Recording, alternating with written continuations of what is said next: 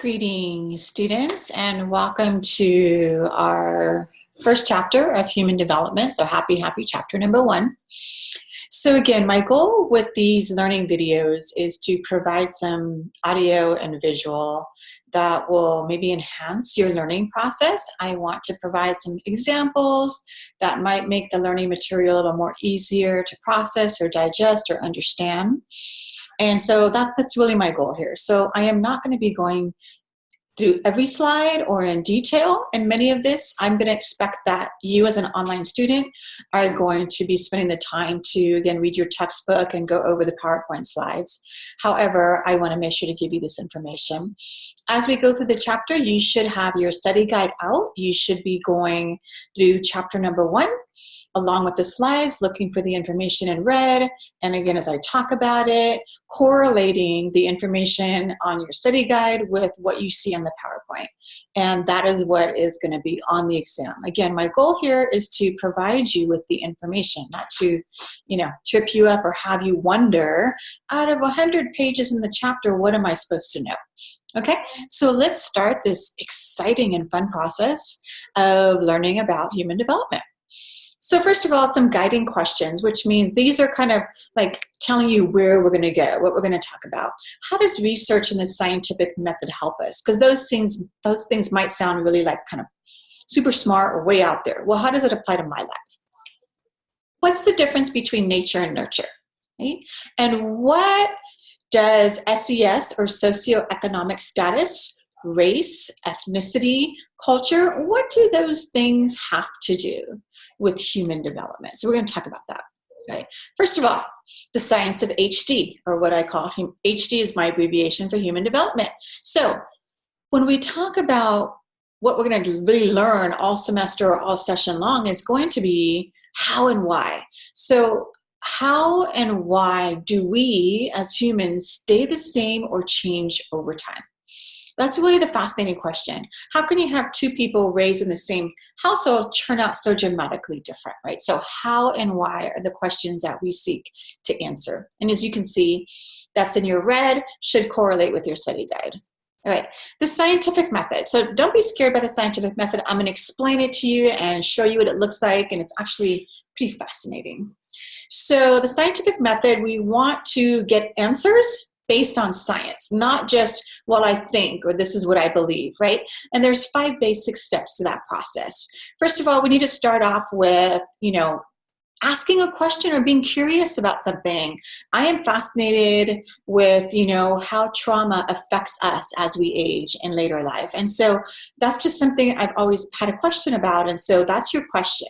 After you have a question, you pose what we call a hypothesis or a prediction. And we say that, I might say something about, well, those who experience trauma in their childhood, it is going to manifest or show up as a problem or a challenge or concern in their adulthood, right? We then test our hypothesis. We draw some conclusions, meaning we figure out what the answer is. And then we tell everyone or share the information. And again, I will show you visually what this means. So here's kind of a slide. Again, you can look at what those 5 steps are, but I'm going to give you an example in a little bit. So nature versus nurture. This is kind of an age-old debate. So nature really has to deal with, if we think of us as humans, it has to do with our genetic traits. It has to do with the traits, capabilities, limitations that each of us have genetically from our biological parents, right? And so a lot of this we can't change because it's part of our makeup internally. Nurture is different because nurture has to do with the environmental influences that affect us as an individual. So by environmental influences, what I mean there is your family, your neighborhood, your socioeconomic status. How is life different for someone who's rich than for someone who's poor? Right? If you were raised in a household with 2 loving, affirming parents, or you were raised in foster care, right? These environmental influences really do shape us. And so we're going to learn in human development that one is not really better or more than the other. As individuals, we're a combination of both. So there is part of us that is that nature, genetic, biological, and there's part of us that really has to do with what we learned from those around us, right? All right, the lifespan perspective. So our book, our textbook in this class is based on a lifespan perspective. And this approach to the study of human development really has to deal with all phases of life, not just the younger phases. So in other words, we used to believe that when we got into adulthood, we stopped growing or we stopped developing. We know that's not true. And so in our book, we're going to talk about everything from before we're born, meaning how we're conceived, all the way up until death and dying. Because we believe in the lifespan perspective, looking at everything throughout our years of life, right? And again, here's kind of the different segments we're going to go through. Again, for each of these different areas, we're going to cover all of this together. For each one, we're going to talk about three things. We're going to talk about how do we change physically or biologically?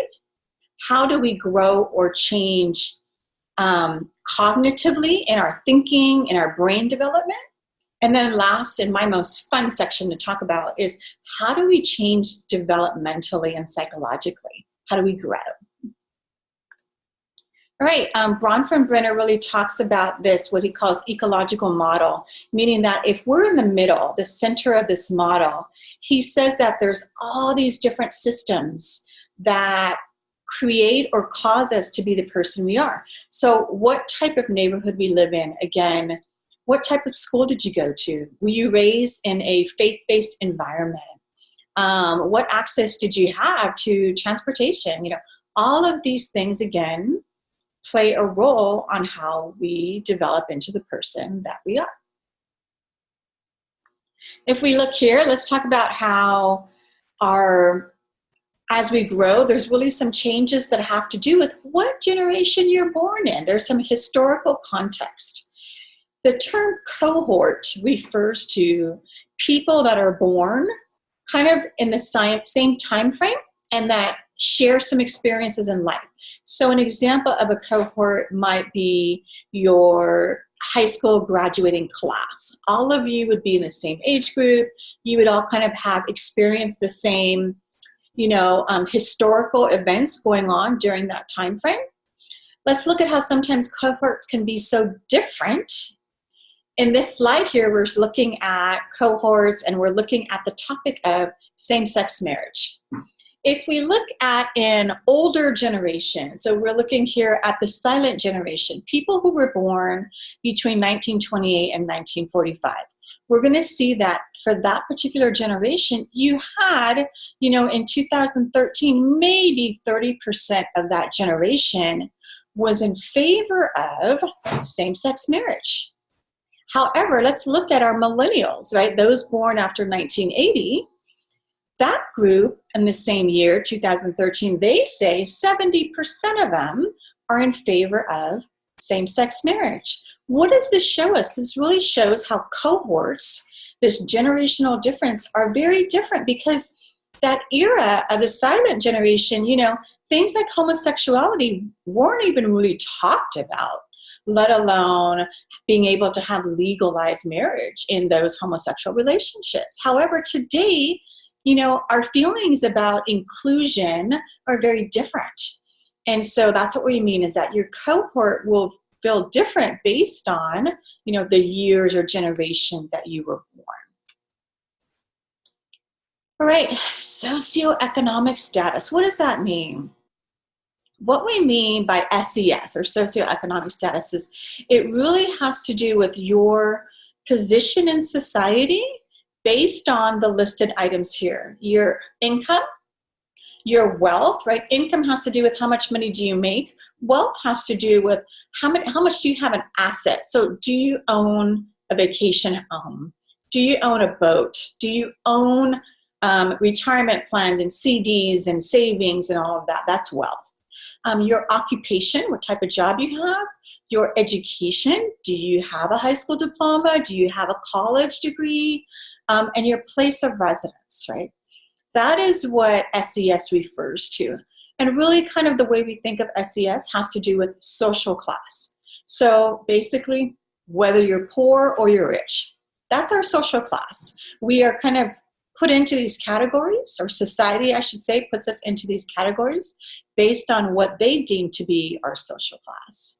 And unfortunately, there is research that shows that when we are in that lower SES, or lower socioeconomic status, when we're poor, that our life expectancy is actually shortened because of that. For reasons such as we don't always have access to good health care, we don't always have fresh fruits and vegetables, or good, good healthy nutrition. We may live in a neighborhood or society where there is gang violence and there's shootings, and these all kind of contribute to that shorter life expectancy. If we look at this picture here, you're going to see, again, the more developed countries. We here are over in the upper area here. You're going to see the United States, and you're going to see Canada here. And then the darker countries are those that are least developed. And there's definitely a correlation between developed countries not having as much or education, not having as good access to healthcare, things of that nature. So what is culture? Most people, when I say, when I talk about the term culture, they think of the food you eat or the clothes you wear. They think of physical things that maybe we can see that determine someone's culture. But culture is actually really about the values, the behaviors that are passed down from one generation to the next. It has to do with your ideas and your beliefs. So in specific cultures, you may value respect for the elderly, or you may value certain ideals and beliefs. And that is really more what culture is about, along with maybe some of the foods we eat and the clothes we wear and the traditions or maybe dances that we have. Social construction is a really interesting concept. So social construction means that we as a society actually construct or build. Think of the word construction as, construction workers building a building. So when we say social construction, we mean that people in society have built or constructed what something looks like. And in this case, what we know is that race, the term race, is really a social construct. It's not really something that is quantifiable. It's a construct. How we think about people is based on what our construct of the term race. Let me give you an example. So I was in a shopping mall one time, and one of the security guards was having a conversation with me, and we were talking, and this individual says to me that he was giving me a compliment on my skin and saying that, I definitely must be European. And I just corrected the gentleman that I was actually not European. And he said, oh, no, you're definitely European. You look like you're European. And I clarified that I was actually a Mexican American. And the individual started to kind of argue with me, saying, oh, no, there's no way that you're Mexican American. You're European. Why do you think that this individual put me in a category of being European and could not really see me as being Mexican American? If we think about it, it probably had something to do with the color of my skin, because a lot of times people construct what it looks like to be in a certain category. So for many people, being Mexican American, you should be dark. There's some physical characteristics that go with our thought of what that group of people look like.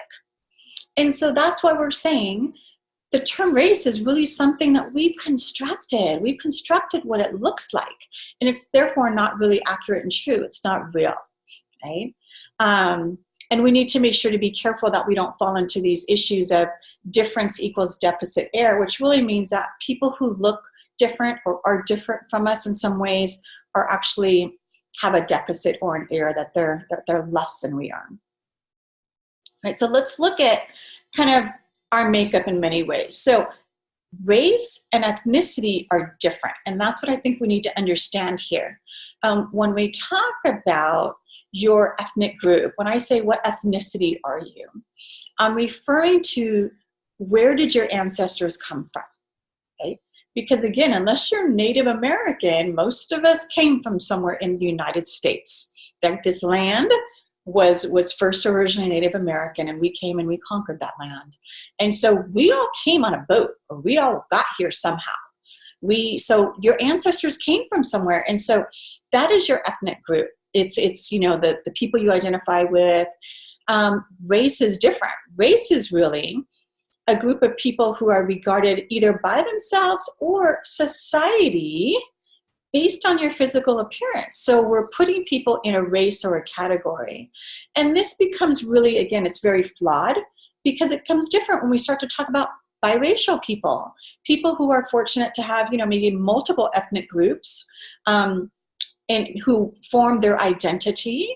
Well, then we can't really classify you and say you are of a particular race, right? We should allow individuals to determine how they identify in that way. And so you can see here that, you know, for most of us, we are part of this, we are in the middle of this, your ethnicity, your culture, and then your race, right? But they're very, very different concepts. And I hope hopefully as a society, the more we talk about how race is a social construct, maybe the more we can break that down and change that. All right, so let's go back to that scientific method, and let me explain to you what it is and give you an example of what an experiment is and the different variables that we have are. So again, so let's look at this example here of a scientific experiment. All right, so first of all, we have to start off with our participants. So let's say that I am a scientist and I have come up with a cure for pediatric leukemia. I believe that I have a drug that will cure patients who have pediatric leukemia. So I want to do a scientific study on that. All right, so the first thing I need participants who have the characteristics of what I'm looking for. So who do you think my sample population is going to be? Who is the group of people that I want to test my drug on? This group is going to be pediatric patients that have leukemia, right? I need to start off with the group that I want to cure. So let's say I start off with 100 different patients who have pediatric leukemia.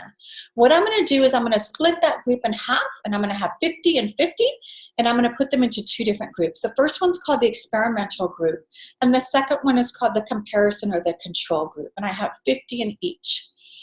And then what I do is this group, right, the experimental group, they are all going to get injections of my drug, the drug that I believe will cure pediatric leukemia, right? They're the experimental group. Now the comparison or the control group, when they go every day to get their injection, they're not actually getting my drug, they're getting a placebo. They're getting nothing, really, is what they're getting, because they are my comparison group.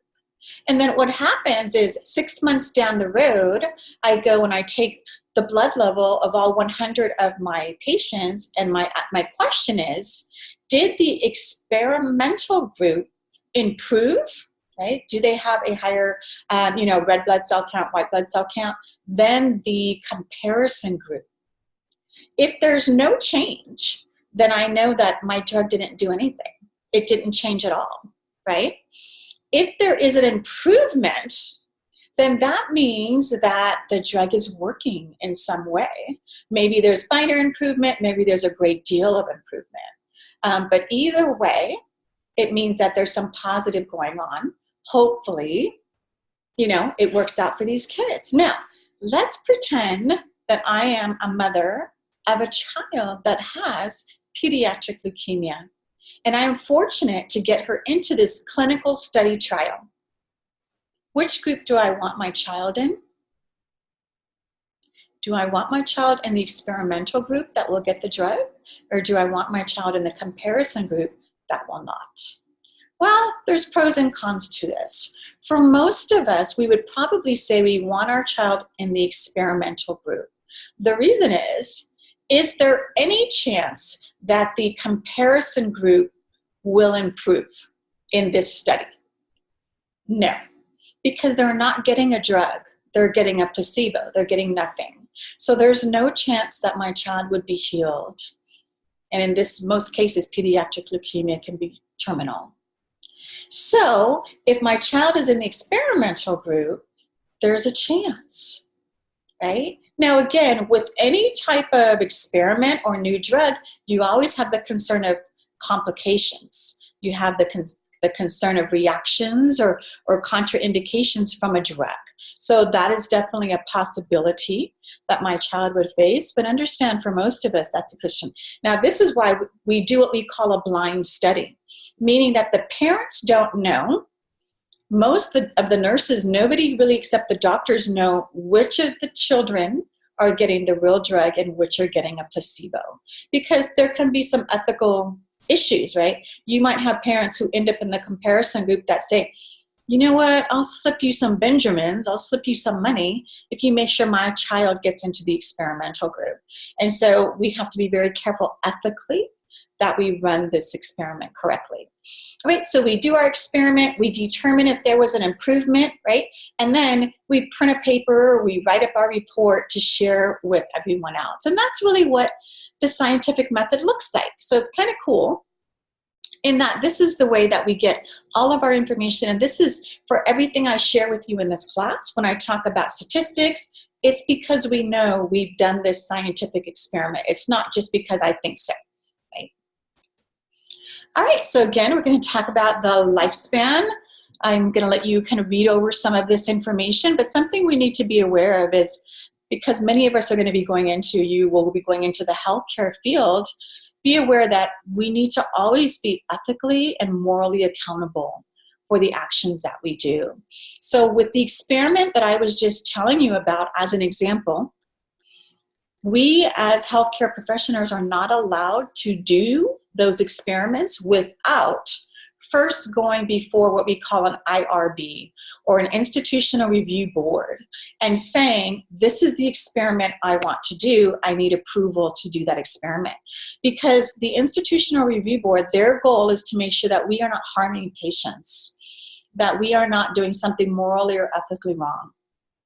And a big reason that we established this kind of code of ethics is because of situations such as this. So in our American history from 1932 to 1972, scientists actually engaged in an experiment called the Tuskegee Syphilis Study. And what we did was we found very low-income, poor African-American gentlemen, and we actually injected them and gave them syphilis. We were not curing the syphilis. We were injecting them with the disease to find out if this person marries or has a family, does their spouse get syphilis? Do their children get syphilis? Yes, scientists actually wanted to know the answers to these questions, and they did this study, which was completely unethical. The men in the study did not know that they were being injected with syphilis. They thought the doctors were trying to cure the disease, and they were given like a bag of groceries every time that they would go through the study as their compensation.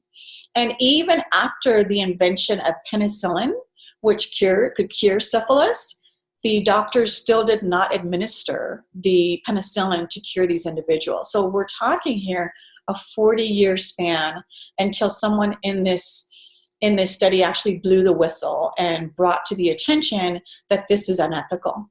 And this is when we started to say we need to have moral and ethical accountability and boards to help us with that. All right, so I'm going to let you go through these kind of slides at the end to help reinforce the information that we're learning in our class, and I will see you next time for our continued journey into human development.